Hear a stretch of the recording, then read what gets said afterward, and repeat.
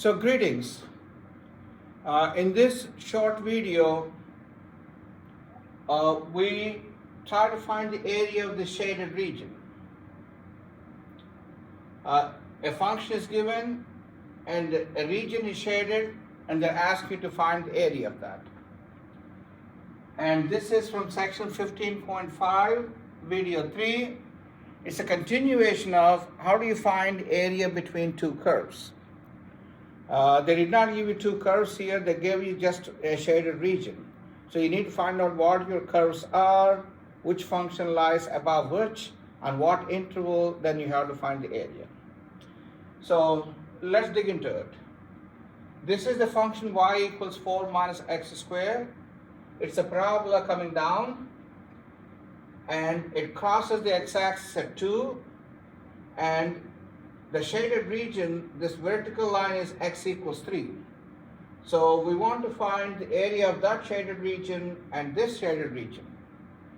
And if you have two regions, they don't overlap except for a point, then you try to find the area of this region and the area of that region, and you add them up, you get the area of the whole thing. That's one thing. First, about this region. In this region, you could view this as you have one function in the top that is 4 minus x squared. The bottom function is, you don't have a bottom function, but there's a line. This line is x-axis is y equals 0. Therefore, and also the interval is 0 to 2. So on the interval 0 to 2, this is the top function, that's the bottom function. The shaded area is the region between those two curves. So therefore, here the bottom function is y equals 0. So this area is integral 0 to 2, and the top function is 4 minus x squared, and the bottom function is 0 dx. This is the top function, that's the bottom function. Take the difference and integrate between 0 to 2. That gives you this region.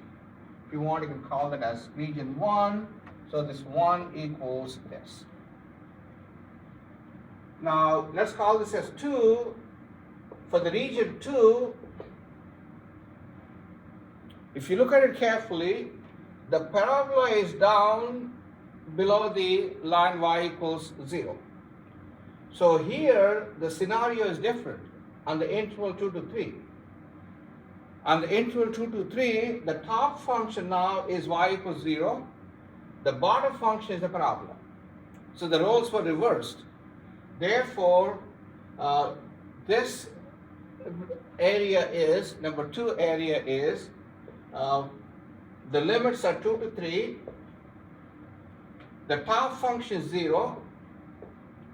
F of x is 0 because that's the line x-axis, minus the bottom function is your parabola, 4 minus x squared dx. So if you can compute these values separately and add them up, that would give you the total area. So let's try to compute this one first. So this is really 0 to 2, 4 minus x squared dx. That's it. That's the value. So that is 4x minus x cubed by 3. This is your antiderivative. Antiderivative of 4 is 4x. Antiderivative of x squared is x cubed over 3. In between the limits 0 and 2. And once again, this is a notation from the fundamental theorem of calculus. So plug in 2 first. It's 8. 4 times 2 is 8. Minus 8 thirds. And the other value is at 0 minus 0. X is 0 in both places. So that's 8 minus 8 thirds is 16 thirds. So 16 by 3 square units, this area, 16 by 3. Okay? Now let's compute number 2. Number 2 is 2 to 3 multiplied out minus 4 plus x squared minus times minus dx.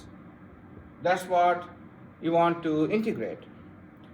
Antiderivative of negative 4 is negative 4x. Antiderivative of x squared is x cubed by 3. And the limits in this time, in this case, are 2 to 3. So plug in 3 first.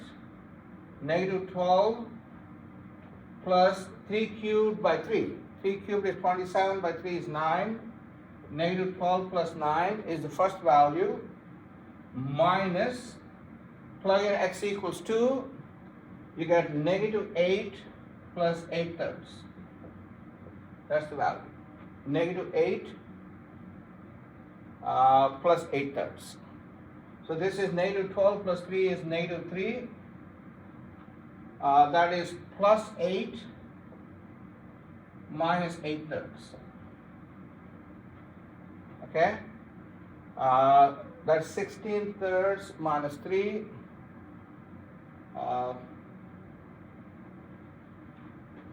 If you take 3 as a common factor, that's negative 9 plus 24 minus 8. 9 minus 9 and 8 is 17, so that is 7 thirds. The whole thing is 7 thirds. So this area is 7 thirds. Therefore, the total area is 16 thirds plus 7 thirds. So total area 16 thirds plus 7 thirds, which is 23 over 3.